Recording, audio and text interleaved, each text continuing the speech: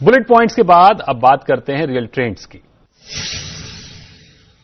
महंगाई को नियंत्रित करने के लिए आरबीआई ने रेपो रेट को 50 बेसिस पॉइंट बढ़ाया है। अब रेपो रेट 4.90% हो गया है। जाहिर है ईएमआई का भार बढ़ेगा, होम लोन महंगे होंगे और प्रोजेक्ट की लागत बढ़ेगी। एमपीसी से एक बात और निकलकर आई है कि अब कोऑपरेटिव बैंक हाउसिंग लोन ज्यादा दे सकेंगे।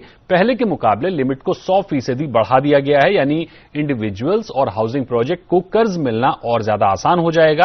आरबीआई के नए ऐलानों के बाद से रियल एस्टेट सेक्टर की प्रतिक्रिया क्या है, डेवलपर्स और एक्सपर्ट्स इसको किस तरह से ले रहे हैं, समझने की कोशिश करते हैं। हमारे साथ बेहद खास मेहमान जुड़े हुए हैं। हमारे साथ हैं राजन बांदेलकर, प्रेसिडेंट नरेटको। हमारे साथ हैं अमित गोयनका, एमडी नेसेस फाइनेंस, और गुलाम जिया साहब, ईडी नाइट फ्रैंक इंडिया। आप सभी मेहमानों का बहुत बहुत स्वागत है जी बिजनेस पर। सबसे पहला सवाल राजन सर आपसे ही होगा कि मई के बाद फिर 2 महीने में 2 बार रेपो रेट में इजाफा हुआ है। सबसे पहले तो ये बताइए कि इसे आप किस तरह से देख रहे हैं, डेवलपर संगठन इस पर कैसा रिएक्ट कर रहा है? सर देखो, जैसे अपन बोलते हैं कि समर आता है, विंटर आता है, रेनी सीजन आता है, तो हर आदमी को पता है कि जब रेपो रेट कम हुआ तब तो सब लोग खुश हुए थे। तो मैं ये एक्सपेक्टेड था। जब आपको एक्सपेक्टेड है ना तो कोई शॉकर नहीं आता है। और महंगाई बढ़ रही है तो आज जो भी इन्होंने आरबीआई ने जो रेपो रेट बढ़ाया, मैं काफी लोग मेरे से सहमत नहीं होंगे, मैं तो इसको वेलकम करता हूं। वेलकम इसलिए करता हूं क्योंकि जो महंगाई कम हो जाएगी ना तो ऑटोमेटिकली वापस ये जो है ना कि जैसे बोलता है ना रेपो रेट आज जो बढ़ा है वो वापस कम हो जाए। अमित जी, मेरा अगला सवाल आपसे यह होगा कि कोऑपरेटिव बैंकों की कर्ज देने की लिमिट को बढ़ा दिया गया है। इंडिविजुअल्स होम लोन के अलावा माइक्रो लेवल पर प्रोजेक्ट फंडिंग भी बेहतर होगी। इस कदम को रियल एस्टेट में फंडिंग के लिहाज से आप कैसे देख रहे हैं? पहले क्या सीमा थी, अब नई सीमा क्या है? Deepak ji, grass root level पे डेफिनेटली जैसे राजन जी ने बताया कि थोड़ा सा इम्पैक्ट जरूर पड़ता है, बिकॉज कोऑपरेटिव बैंक का जो रूरल और रीजनल नेटवर्क है वो काफी ज्यादा जो एसएमई और जो एसईसी ग्रेड 4 के जो पॉपुलेशन है उन पे काफी प्रभाव पड़ता है। तो आज जो इनको एक होम लोन फाइनेंस करने की क्षमता का जो आदेश दिया गया है कि जहां 25 लाख से 50 लाख तक का भी होम लोन दे सकते हैं, और अगर उनकी 100 करोड़ के ऊपर की अगर नेट एसेट्स हुई तो वो 50 लाख के ऊपर के भी लोन दे सकते हैं। तो सडनली जहां पे वो बहुत छोटे लोन्स दे रहे थे, 2 लाख, 5 लाख, 10 लाख के ऊपर लोन्स नहीं दे पा रहे थे, वहां 50 लाख तक के भी लोन्स देने की उनको एक आज्ञा मिली है, उनको एक डायरेक्शन मिला है आरबीआई से। वो बहुत बड़ा मूव है। तो इसका मतलब ये होता है कि जो टिपिकली जो बैंक्स ही या एचएफसीज ही दे पा रहे थे उस टाइप के लोन्स, अब चाहे वो 25 लाख का लोन हो, 30 लाख का लोन हो, वो अब कोऑपरेटिव और रीजनल डिस्ट्रिक्ट बैंक्स भी दे पाएंगे। ये बहुत ही उम्दा मूव रहा है। दूसरी बात ये भी है कि 5% ऑफ एसेट्स वैल्यू को commercial real estate construction finance में भी देने की इजाजत मिली है। तो इससे काफी जो लोकल प्रोजेक्ट्स हैं, जो मिड मार्केट और या अफोर्डेबल प्रोजेक्ट्स है, रीडेवलपमेंट प्रोजेक्ट्स है, उसमें भी अब काफी उम्मीद जागी। इनफैक्ट कल से तो काफी हलचल है मुंबई में दीपक जी की रीडेवलपमेंट जो रुक गया था या सेल्फ रीडेवलपमेंट जो रुक गया था, जो मुंबई कोऑपरेटिव बैंक कर रहा था, अब वो वापस से शुरू होगा। तो ये काफी एक अवेटेड मूव था, और इसकी वजह से मुझे लगता है कि जो बैंक्स में जो एक रुकाव था या जो एक लिमिटेशन थी, क्योंकि उनकी सेक्टोरल लिमिट्स ब्रीच हो चुकी थी या उनके कैपिटल एलोकेशंस पूरे हो चुके थे, अब उसके आगे बढ़कर अब एक नया ये जो पूरा कोऑपरेटिव और रीजनल कोऑपरेटिव बैंक्स का जो स्पेस है वो खुल के आगे आता है। तो डेफिनेटली लिक्विडिटी सर्च होगा इस चलते हुए। मेरा अगला सवाल गुलाम जिया साहब आपसे होगा। वैसे तो राजन सर ने रेपो रेट के बढ़ने का दबी जुबान में स्वागत किया है, हालांकि ज्यादातर डेवलपर्स और एक्सपर्ट्स रेपो रेट का बढ़ना रियल्टी सेक्टर के लिए अच्छा नहीं मान रहे हैं, और उम्मीद जताई जा रही है कि शॉर्ट टर्म में हाउसिंग सेल्स पर इसका इंपैक्ट पड़ता हुआ दिखेगा। आप इसे कैसे देख रहे हैं?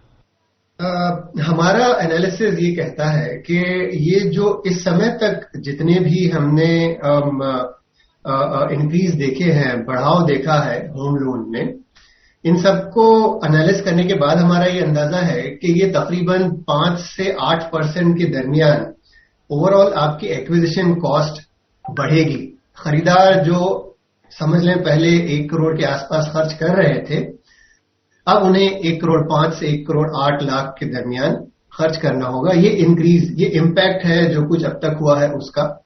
इसके सामने एक चीज जो काबिल जिक्र मैं समझता हूं वो यूं है कि हर वो शख्स जो आज मकान खरीद रहा है, उसने आगे चलकर उस मकान को बेहतर रहने लायक बनाने के लिए फर्निशिंग का, इंटीरियर्स का भी एक बजट बना रखा है।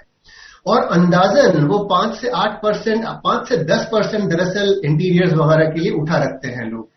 ये जो मैं बता रहा हूं वो एक हाइपोथेसिस अगर वो बरकरार रहता है कि लोग मकान पहले खरीदेंगे, चाहे इंटीरियर्स जो शायद 1.5-2 साल डिफर कर दिया जाए, आगे जाके किया जाए, तो ये हमें तो ये उम्मीद है कि ये 5 से 10% का इंक्रीमेंट ओवरऑल इस रफ्तार को, या जो कुछ हम पिछले 1.5 साल में हमने रियल एस्टेट में जो एक उभार देखा है, उठाव देखा है, उस पर इतना ज्यादा इफेक्ट नहीं करना चाहिए। यूं समझ लें कि रास्ते का एक छोटा सा पत्थर है, उसे फलांग के आगे जाना है, लेकिन ये ऐसी अड़चन नहीं है कि जिसके कारण पूरी इंडस्ट्री रुक जाएगी। तो हमारा तो ये मानना है कि ये थोड़ी सी तकलीफ है, लेकिन इस तकलीफ के आगे जहां और भी है।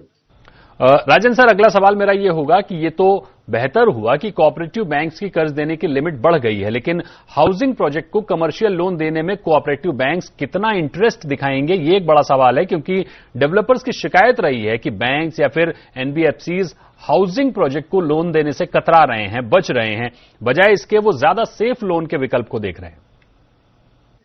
सर 100% होगा। क्यों होगा मैं बताता हूं। आप देखो कि बारिंग जो एनबीएफसी जिन्होंने राइट लेफ्ट सेंटर बीच में जब हमको पैसे नहीं देने चाहिए थे तब पैसे दिए, और हमारे लोगों ने जब पैसे नहीं लेने चाहिए थे और जरूरत से ज्यादा पैसे दिए, मतलब क्या हुआ कि वो छोड़ो, वो पीरियड को अगर आप छोड़ दो, निकाल दो, तो रियल एस्टेट का कोई लोन कभी बैड नहीं हुआ है। और रियल एस्टेट का लोन में क्या होता है कि आपको एसेट्स इतनी होती है कि, और बीते दिनों में प्रॉपर्टी के दाम इतने बड़े हैं, और कभी भी आप अगर कोई भी हमको फंड करता है ना, वो सिर्फ आप समझो कि कंस्ट्रक्शन का फंडिंग करता है। और स्पेशली ये जितने भी कोऑपरेटिव बैंक्स आएंगे, they will not become fund like NBFC. ये क्या हो गया कि आज अपनी नेशनलाइज बैंक है, आईसीआईसीआई, एचडीएफसी है, ये जो नामचीन 100 लोग हैं उनको ही पैसे देते हैं। 100 के बाहर अगर आप बोलोगे ना कि आप बोलो 125 क्लाइंट बताओ, तो उनको बहुत मुश्किल हो जाएगा दिखाने को। हाँ, एनबीएफसी 100%, एनबीएफसी 500 से 1000 जो भी लोग हैं जिसको ये एचडीएफसी, आईसीआईसीआई, एसबीआई जैसे फंड नहीं करते, उनको एनबीएफसी करती है। और एनबीएफसी का रेट ऑफ इंटरेस्ट ज्यादा है, ये इनका बैंक का rate of interest almost single digit तक आ गया था। तो इनके बीच में एक आदमी, जो बहुत बड़ी दरार थी ना, वो दरार कम हो जाएगी इसमें। मैं अभी देख रहा था कि क्योंकि मेरे ख्याल से if I am stands corrected, if I am not wrong, ये कोऑपरेटिव बैंक की डिपॉजिट 5 लाख करोड़ से ज्यादा है। अगर 5 लाख करोड़ भी पकड़ो, और जैसे इन्होंने 5% दिया, तो सर 25,000 करोड़ मतलब आप समझो कि और एक स्वामी फंड जितना बड़ा फंड आपको इनडायरेक्टली क्रिएट हो गया। मेरे ख्याल से अमित गोयनका इस पे ज्यादा बोल सकते हैं, क्योंकि वो ज्यादा फाइनेंशियल एक्सपर्ट्स है। अमित जी, जिस तरह से महज 2 महीने के भीतर रेपो रेट में 90 बेसिस पॉइंट की बढ़ोतरी हुई है, तो क्या यह संकेत दिख रहा है कि हम वापस प्री कोविड लेवल के रेट्स की ओर बढ़ रहे हैं? सस्ते होम लोन या सस्ती ईएमआई का दौर खत्म हो चुका है, अब ये बढ़ोतरी निरंतर जारी रहेगी? नहीं, एकदम ठीक है दीपक जी। देखिए, ऐसा है कि हमारा भी ये अंदाज है कि 15 से 18,000 करोड़ की जो राशि है वो कोऑपरेटिव बैंक के द्वारा निवेश की जा सकती है ये मूव के चलते हुए। और डेफिनेटली क्योंकि एक ये वैक्यूम रहा है, हाई यील्ड स्पेस है, अभी तक जो एक प्रेफर्ड या प्रायोरिटी सेक्टर लेंडिंग करते गए हैं कोऑपरेटिव बैंक, जो डिपॉजिट बेस पे बैठे हैं, उसका उनको ज्यादा उपयोग नहीं करने को मिला है। तो डेफिनेटली रियल्टी सेक्टर के ऊपर इंटरेस्ट रहा है। छोटे छोटे जो रकम है वो लगाने के आमादा रहते हैं बैंक। बहुत बड़ी रकम नहीं लगाती कोऑपरेटिव बैंक, मगर 15-20 करोड़ तक अगर कोई आपको प्रोजेक्ट करने हैं, जो टिपिकली जो एक रूरल सेक्टर या सब मेट्रो सेक्टर में आपको जो छोटे प्रोजेक्ट्स हैं, अफोर्डेबल प्रोजेक्ट्स हैं, जैसे राजन भाई बता रहे थे, तो उनको ये फंड्स की जरूरत पड़ती है। और डेफिनेटली कोऑपरेटिव बैंक्स का ये रुख जो है इनके तरफ काफी फायदेमंद रहेगा। जैसे मैं रीडेवलपमेंट की भी बात कर रहा था, redevelopment classical banking NBFC space के डेफिनेशन में नहीं आता है, मगर कोऑपरेटिव बैंक्स को डेफिनेटली इजाजत दी गई है कि इनको भी कंसिडर किया जाए, तो काफी बड़ा स्पेस ओपन हो जाता है रियल्टी सेक्टर में। गुलाम साहब, इस बात की पूरी आशंका है कि अगस्त की एमपीसी में आरबीआई रेपो रेट फिर से 0.25% बढ़ाएगा। अगली 2 तिमाही में महंगाई दर 7% के ऊपर रहने की आशंका है। ऐसे में FY23 में रेपो रेट 0.75% और बढ़ाई जा सकती है। इंटरनेशनल टेंशन के चलते आयात पर असर पड़ा हुआ है, रॉ मटेरियल की कॉस्ट बढ़ी रही है। ऐसे में डिमांड साइड कैसा इंपैक्ट पड़ेगा और ओवरऑल जो तेजी बीते 2 साल में हम देख रहे थे वो कैसी रहने वाली? पहली चीज तो मैं ये एक चीज पर ध्यान आकर्षित करवाना चाहूंगा कि जो प्राइस इंक्रीज की हम बात कर रहे हैं, ये पिछले कुछ महीने 2 महीने में थोड़ी आसान हुई है। काफी सारे गवर्नमेंट इनिशिएटिव्स हैं, कमोडिटी प्राइसेस उतरे हैं।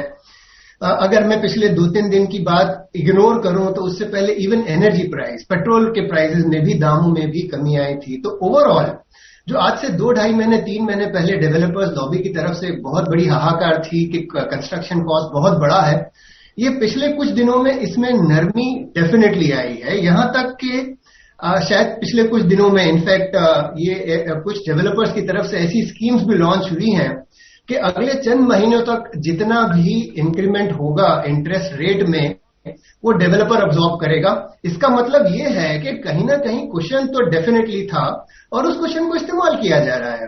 तो मैं ये कहना चाहूंगा कि अल्टीमेटली ये जो फ्री मार्केट का कॉन्सेप्ट है वो हमारे सामने दोबारा दिखाई दे रहा है कि आगे चल के जहां जहां भी इस किस्म की इफ एट ऑल अगर कोई ऐसी नौबत आती है कि कहीं सेल्स वेलोसिटी में, खरीद की रफ्तार में रफ्तार कम हो रही हो, तो बिल्डर्स के पास अब भी चंद एक ऐसे पासे हैं जो ये मार्केट को दोबारा ट्रैक पर ले आया जा सकता है। तो मैं तो आज भी इसी उम्मीद में हूं कि ये जो कुछ भी, अगर आप अगस्त के इंक्रीमेंट की भी बात कर रहे हो, तो उससे मुझे उम्मीद है कि एज आई सेड कि एक राह का छोटा सा रोड़ा हो सकता है। ये इतनी बड़ी हर्डल नहीं होगी कि जिसके कारण इंडस्ट्री में कुछ इतना हाहाकार या इतना दोबारा, हम ये जानते हैं कि मार्केट दोबारा इंप्रूव होना शुरू हुई है और ये तो शायद साल भर ही हुआ है मार्केट को इंप्रूव होते हुए। तो अगर हम प्रॉपर्टी साइकिल की बात करें, अगले 4-5 साल तक इस चीज को चलना है और उस दौरान इस किस्म के जो कुछ चैलेंजेस आएंगे उसको डेफिनेटली पार किया जाएगा। बिल्कुल, एंड यूजर्स मार्केट में बहुत बड़ा असर पड़ता हुआ नहीं दिख रहा है, क्योंकि जिस तरह से हमने मुंबई में हाउसिंग रजिस्ट्रेशन को देखा, हैदराबाद में बंपर रजिस्ट्रेशन को देखा, ये कुछ अलग ही तस्वीर पेश कर रहा है। राजन सर, इस पर आप कुछ कहना चाह रहे हैं? सर, जो गुलाम जिया सर बोल रहे हैं ना कि ये रोड़ा नहीं है, मैं बोलता हूं कि छोटे छोटे स्पीड ब्रेकर है और स्पीड ब्रेकर हमेशा अच्छा होता है, ताकि क्या होता है कि एक्सीडेंट नहीं होंगे। क्योंकि हर एक आदमी अपनी गाड़ी अपने स्पीड पे चलाएगा। अगर वो जरा भी ओवर स्पीडिंग कर रहा है, अगर उसको लग रहा है कि बाबा मैं हाईवे पहुंच गया, तो उसको याद दिलाते रहता है कि आप हाईवे नहीं पहुंचे हो, आप अभी तक अपने बस गाड़ी सोच संभल के और संभल के चलाओ। कोऑपरेटिव बैंकों की लिमिट बढ़ने से रीडेवलपमेंट प्रोजेक्ट को बड़ा बूस्ट मिलेगा। रेपो रेट का असर यह दिखेगा कि घर खरीदारों को करीब 8% ज्यादा खर्च करना पड़ेगा। एंड यूजर्स में मांग लगातार बनी हुई है। रियल्टी सेक्टर में एक बड़ा स्पेस ओपन होता हुआ दिख रहा है। रॉ मटेरियल के उतार चढ़ाव में डेवलपर्स कुछ नरमी दिखा रहे हैं और ये नरमी अगर लगातार बनी रही, बरकरार रही, तो डिमांड साइड इसका बेहतर असर दिखेगा। बहुत शुक्रिया करेंगे राजन सर आपका, अमित जी और गुलाम साहब आपका भी हमारे साथ जुड़ने के लिए और अपना कीमती समय देने के लिए।